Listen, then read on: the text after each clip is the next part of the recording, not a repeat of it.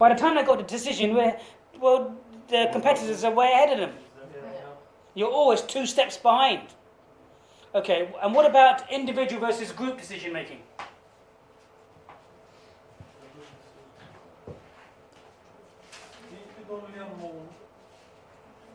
What's the advantages of group decision making?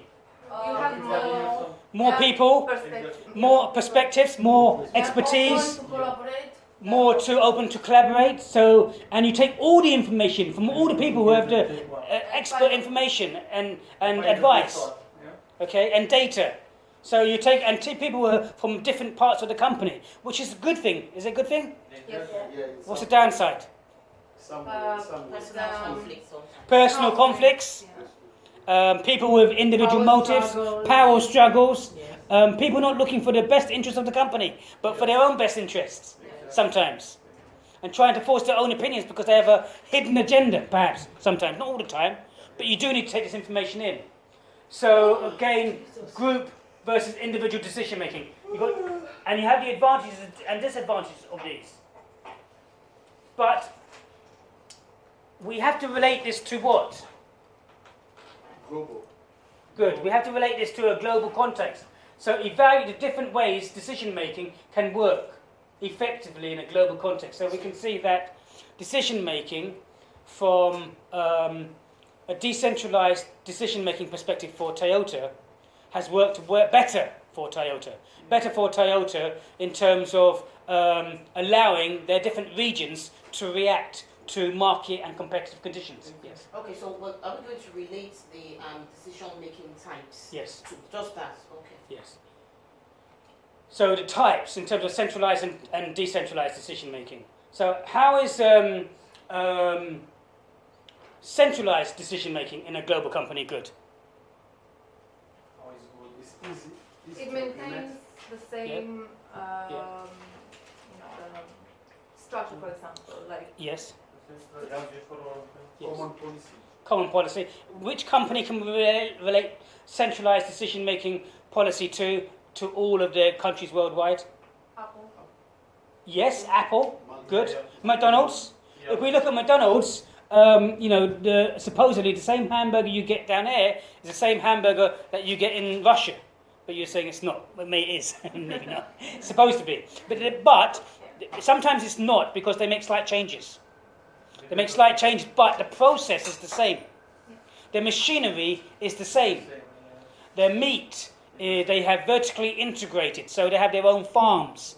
They have their own cows. They control the whole integration process from the farms, from the cows, right up until the products being distributed to their stores and cooked and given to the customers, sold to the customers. So here they have a brand, and the brand and the quality and the standards, all the processes are the same process they do from one country to another. What might slightly vary or change are the slight products. The products might change, but in the main, the products are the same. You have the core products, which will be the same, and then you might have peripheral products, which will be slightly different, with slightly different flavors and sauces put in it to take into consideration the different markets and different nationalities of people. Yeah. So from that perspective, I think McDonald's worked very, very well. And McDonald's operates other things like franchises as well. What's a franchise? It's take the shop from people is put in McDonald's. This is No, my you shop. keep the name, but you keep the shop. You but keep the it's name, changed keep the the shop. name. But it's Yes. McDonald's franchise. Yes. It's Okay. changed the- So we can see from one perspective, from centralized decision making in terms of the processes and practices of McDonald's, it's actually good. Decentralized decision making in terms of Toyota has actually been very good to react to market competition. Okay, and then you need to look at individual versus group. So anyone give me any examples of individual versus group decision making from a global context? Oh, Apple? Oh, sorry. Yeah, go on, Apple, go on. Yes. Okay, Yeah. I was just thinking of, sometimes they do have, Yeah. like, don't worry, I've lost my train. Well, the thing is with Apple, Apple recently stated that they were going to have a profit warning. It's going to be their profits were going to be less than what they expected it to be in the next quarter by about 4 or 5 billion. which had a direct impact on the market share price of Apple, which dropped last week by 10%. Okay, 10% in one day. It dropped. Okay, and Apple said that was due to the profit warnings in terms of not meeting expected targets. But Apple also said it was down to the global market slowing down. This is what they said. They also said it was down to the tensions between China and America with the tariffs, and also a bit of domestic nationality by China, the Chinese people wanting to buy more Chinese products. It's true. Rather than Apple. And also the fact that there was increased competition. So there were probably 5 factors that Apple attributed to their 10% loss and not meeting their expected targets by 4 or 5 billion. Okay? So effective decision making. So effective decision making in terms of groups. We know that Tim Cook is at the head of Apple. And it was previously Steve Jobs. And then they have a spoke wheel system with the CEOs, chief executives, with Tim Cook being at the center as a CEO. And their spoke wheel is a bit like group decision making.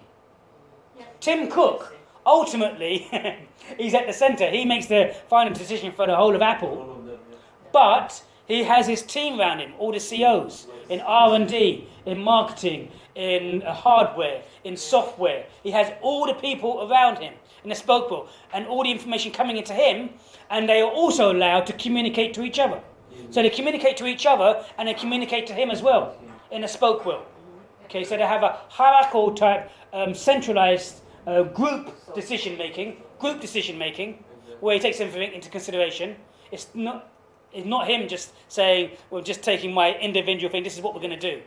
It's a group decision making and looking at the market conditions, looking at the market needs, looking at where they're going to target and which markets, where they're going to expand. What is going to be the new product? What is going to be the new product for Apple? You tell me. So we've seen what new phone has come out now? The folding phone. The folding phone. So they've got the folding phone. So the phone now folds in 2. So it's a big phone, twice this size. It folds in 2, so it's like that, but you can take it out and it's double the size. Oh, we can use the This is tablet. going back in the Stone Age. The first Motorola is in this one. Yeah, but it's not folding, it's different. LCD all over. Yes. Oh, you can use the tablet. Yes. It's like a screen. No, but you can't fold the tablet in 2 unless you break it. Okay, so we can see group decision making.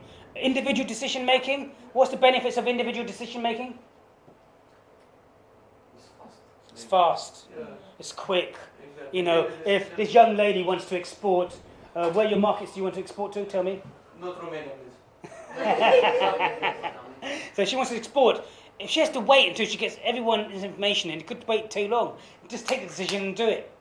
Exactly. Take the decision and do it. Look at your marketplace, get as much information as you can, and then rather than talking to everyone, just get out there and do it. Make it fast, make it quick. But you don't know what is happening. Try it and see. Yeah. So, are we okay on this question now? So the question says, evaluate, looking for the pros and cons. We've looked at the pros and cons of centralized decision making, the cons of pros and cons of centralized decision making, decentralized decision making, individual and group. And if you look on the book as well, you will see all the advantages and disadvantages of group advantages for group decision making and the disadvantages. Yeah? So all the advantages and disadvantages are here. But you must relate it to a global context. There are examples here as well, Bailey's and different companies in here, Coca-Cola, in terms of the advantages and disadvantages of using this from a global context. So it's all here. Yep. Okay. Any other questions? No. Okay. Everyone happy with that question? Yes. Okay, excellent. Thank you today, guys. Thank you. Let me just stop there.